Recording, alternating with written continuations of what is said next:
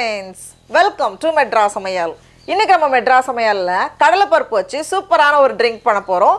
இது வந்து கிட்டத்தட்ட பாயாசம் மாதிரி தான் இருக்கும். அதனால ரொம்ப சுலபமா நம்ம செஞ்சு முடிச்சிடலாம். இது பண்றதுக்கு ஃபர்ஸ்ட் வந்து நம்ம கடலை பருப்பை வேக வைக்கணும்.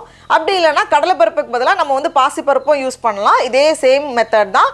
அதுவுமே வந்து டேஸ்ட் ரொம்ப நல்லா இருக்கும். இப்போ இது வேக வைக்கிறதுக்கு நான் இன்னைக்கு வந்து 1/2 கப் கடலை பருப்பு எடுத்துர்க்கேன். இது வந்து 100 கிராம். இதை வந்து ஒரு குக்கரில் மாற்றிட்டு 2-3 வாட்டி தண்ணியில் நல்லா அலசி சுத்தம் பண்ணி 1/2 கப் தண்ணி சேர்த்து 3லேருந்து 4 விசில் போல் வேக வச்சுக்கோங்க.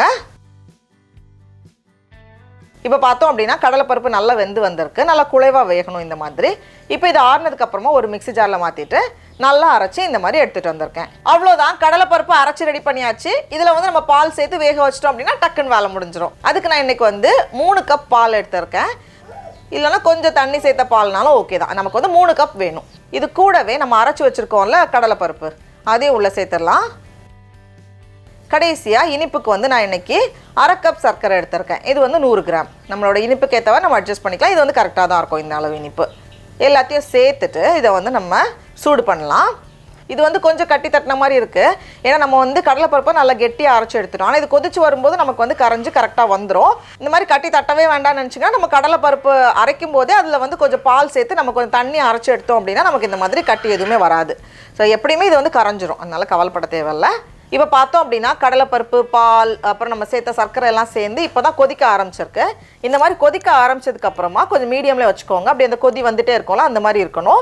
இது வந்து ஒரு 10லேருந்து 12 நிமிஷம் போல் இந்த மாதிரி கொதிச்சுட்டே இருக்கும்போது தான் நமக்கு வந்து அந்த கடலைப்பருப்போட பச்சை வாசனை எதுவுமே இல்லாமல் எல்லாமே சேர்ந்து நல்லா வெந்து வரும். இந்த மாதிரி கொதிச்சு வரும்போதே அந்த கட்டியாக இருக்கிறதெல்லாம் கரைஞ்சி வந்துடும் நமக்கு. இந்த மாதிரி கொதிச்சுக்கிட்டே இருக்குது. இப்போ வந்து கிட்டத்தட்ட ஒரு 7-8 நிமிஷம் போல் ஆகியிருக்கு. இன்னும் கொஞ்சம் நேரம் கூட இருக்கட்டும். இப்போ பார்த்தோம் அப்படின்னா ஒரு 10 நிமிஷம் போல் இந்த மாதிரி வெந்துக்கிட்டே இருந்துச்சு. இப்போ பார்க்கும்போது நமக்கு தெரியும் கொஞ்சம் கெட்டியாக வந்துட்டு பாருங்க. இந்த மாதிரி வரணும். இந்த மாதிரி வரும்போது தான் இந்த டேஸ்ட் வந்து நல்லாயிருக்கும். இப்போ இந்த ஸ்டேஜில் வாசனைக்காக கொஞ்சம் ஏலக்காய் தூள் வச்சுருக்கேன். அது கூடவே கொஞ்சம் நட்ஸு, கொஞ்சம் முந்திரி பருப்பை சின்னதாக உடச்சி, நல்லா சின்னதாக உடச்சிக்கோங்க. அப்போ தான் நல்லாயிருக்கும். சின்னதாக உடச்சி லேசாக நெய்யில் வறுத்து எடுத்துகிட்டு வந்திருக்கேன். இந்த மாதிரி நம்ம நட்ஸை வந்து லேசாக சின்னதாக உடச்சி நெய்யில் வறுத்து சேர்க்கும்போது அதுவுமே வந்து நம்ம சாப்பிடும்போது கடிப்பட்டு ரொம்ப நல்லாயிருக்கும். அதை வந்து கண்டிப்பாக இதை ஸ்கிப் பண்ணாமல் சேர்த்துக்கோங்க. அவ்வளோதான், பாருங்கள் நம்மளோட சூப்பரான கடலைப்பருப்பு ஸ்வீட் பால் வந்து ரெடியாக இருக்குது.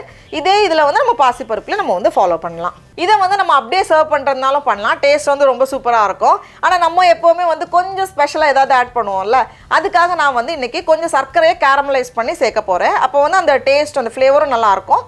ஒருவேளை நீங்கள் சர்க்கரை வேண்டாம்னு நினச்சிங்கன்னா நம்ம வந்து சர்க்கரைக்கு பதிலாக வந்து வெல்லமும் சேர்த்துக்கலாம். நாட்டு சர்க்கரை, அதுவுமே வந்து ரொம்ப நல்லாயிருக்கும். நான் இன்றைக்கி வந்து ஒரு 6 டேபிள் ஸ்பூன் போல் சர்க்கரை வச்சுருக்கேன். இது வந்து கிட்டத்தட்ட 75 கிராம் இருக்கும். இது வந்து ஆப்ஷனல் தான். எக்ஸ்ட்ரா இது மாதிரி ஒரு எக்ஸ்ட்ரா ஸ்டெப் எப்பயாச்சும் அந்த ஃபங்க்ஷன் அப்போலாம் செய்யும்போது இன்னும் நல்லாயிருக்கும்.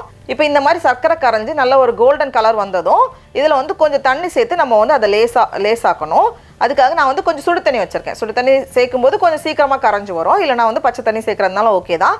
சேர்த்துட்டு ஒரு 1/4 கப் போல் சேர்த்துட்டு நம்ம நல்லா அதை கரையை விட்டுட்டு அது வந்து அப்படி கரைஞ்சி வரும்.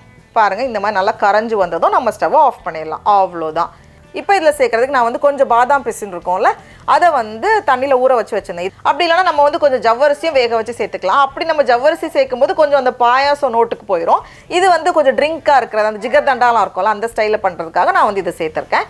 அது மேலே வந்து கொஞ்சம் நம்மளோட கேரமலைஸ் பண்ணி வச்சுருக்கிற சர்க்கரை சிரப், அப்புறமா நமக்கு எவ்வளோ வேணுமோ அதுக்கேற்ற மாதிரி நம்ம வந்து நம்மளோட கடலைப்பருப்பு பால் அதையும் சேர்த்துட்டு நம்ம சர்வ் பண்ணிட்டோம் அப்படின்னா ஆஹாஹாஹா அவ்வளோ சூப்பராக இருக்கும். இப்போ நம்ம டேஸ்ட் பண்ணி பார்க்கலாமா? ஆஹா ஆஹா பயங்கர சூப்பர் டேஸ்ட்டில் இருக்குது. நீங்களும் கண்டிப்பாக இந்த ரெசிபியை வீட்டில் செஞ்சு பாருங்கள். உங்களுக்கு இந்த வீடியோ பிடிச்சிருந்துச்சுன்னா மெட்ராஸ் சமையலுக்கு சப்ஸ்கிரைப் பண்ணுங்கள். நாவின் சுவை எறும்புகள் மலரட்டும்.